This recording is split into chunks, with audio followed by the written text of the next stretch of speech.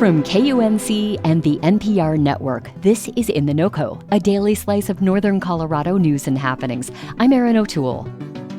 You've probably seen 3D printing used to create objects out of plastic, things like toys or chess pieces. But a company that recently moved its headquarters to Greeley thinks that one day your new home might be created with 3D printing. And they want Greeley to be one of the world's major hubs for this approach to construction. Alquist 3D was the first company in the U.S. to build a lived-in 3D printed home. They use a process called concrete printing construction, meaning they build houses one thin layer of concrete at a time. Alquist says it's faster and should eventually cost less than traditional home building, which makes it a potential solution for housing shortages. Alquist already has a location in Greeley. Starting in August, they'll partner with Ames Community College on a new program to train students in the design and manufacturing of concrete printing construction. Zack Mannheimer is the founder and chairman of Alquist 3D, and he's here now to talk about how this all came to be. Welcome, Zack. Thank you so much. It's a pleasure to be here. So you got started in 3D printing by doing creative work rather than engineering or construction as your background. I'm so curious how you made the leap to thinking about printing entire homes. It's an odd background for sure for somebody who now is in charge of a construction and tech company. But my background is in theater. I did theater for many years. That was my training in New York and London. I moved to Iowa, where I founded a cultural center many years ago and did theater as well as many other art forms. We created a space for artists of all disciplines to work together. And really, the goal I've always had personally and as an artist is to try to help build community. And for the longest time, we did that through the arts. What we learned when we took over older buildings and turned them into cultural centers is that we were doing economic development and creative placemaking. Soon we had other communities around the country contacting us, asking us if we could do something similar there. We formed a new master planning group called Atlas Community Studios that still runs today, that's doing this work in these communities. And as we got deeper into this work beyond cultural centers and helping them with childcare issues and infrastructure concerns and funding for schools and hospitals, et cetera, the number one issue everywhere we went was housing. And we couldn't figure out how to solve the housing crisis. And I found 3D and never looked back. So where did you get the idea to start a business that prints 3D homes? We were searching for a way to solve the housing crisis. And really, when you boil down what a community's needs are, to us, housing is pretty much at the base. Outside of food and water, you need shelter. And on top of that, we have been gone from the American dream here in our country for the past 50, 60 years. We have a system that's built upon wealth generation by home ownership.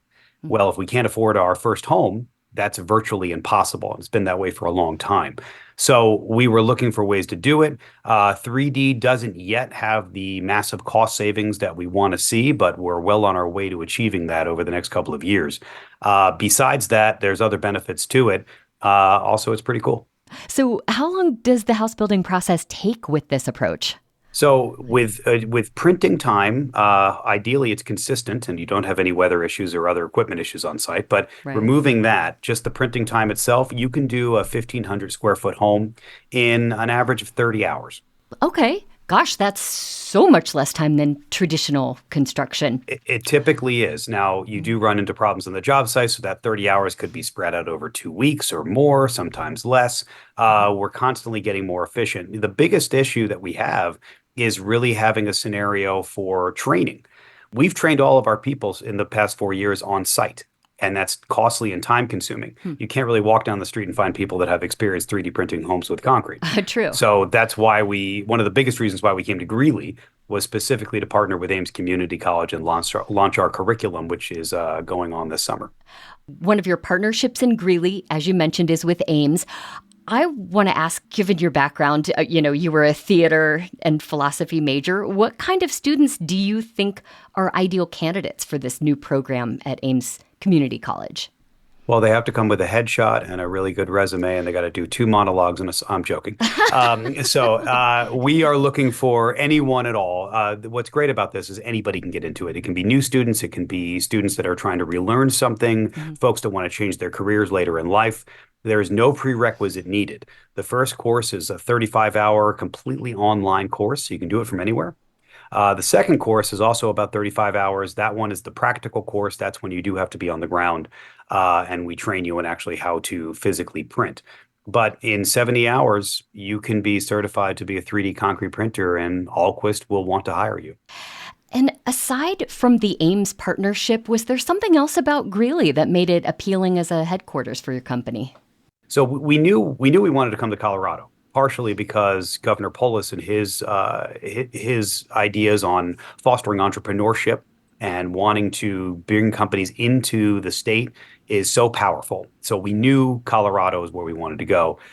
Then we were searching for the right community. Greeley hit all the marks. It had the team, it had the need, it had the size, it had Ames Community College, it had Habitat for Humanity with Weld County that wanted to work with us. Had a public works department that immediately started contracting with us to print infrastructure outside of housing. So every piece of the puzzle came together, and we couldn't be happier. I want to come back to the affordable housing potential here. A lot of 3D construction proponents talk about the potential for low-cost housing that can be built quickly, including Habitat for Humanity projects. What kind of potential do you see here? For housing, it's really unlimited, and that's what's great about this technology. Is people ask us all the time, how high can you go? How wide can you go? There's no limit except for your imagination and your experience. When you think about it, you can print anything, any design. It's completely customizable. There's certain designs that are more efficient than others, but this lends itself to the imagination and really plays upon the creative nature of what you can do from the design standpoint. Well, Zack, I'm very curious to know what it's like to live in one of these homes. They definitely have a unique look. Do people like the layered concrete look? Some people do like the layered concrete look, but I will tell you, thanks to our new partnership with the Masons Union out of Seattle, we have learned how to do a dozen different designs of those wall systems. You can smooth it so it's almost perfectly smooth. You can make it look like stucco. You can do other imprinted designs. It can look like wood. It can have that design that you have on the exterior for stone. There's a lot of different applications. All of it is aesthetic. What it's like to live in them, well, you're going to save a lot of energy on your energy bill, first of all. Also, these homes don't burn, which obviously is important, especially today. In wildfire season all year round. Exactly. And they can survive most major storms. And if we want to get greener, we can't constantly be rebuilding communities after the next major storm. So this is a great technology that lends itself to resiliency and sustainability. And we're diving deeper into that all the time. Zack Mannheimer is the founder and chairman of Alquist 3D. Thank you so much for talking with me, Zack. Thank you. This is a pleasure.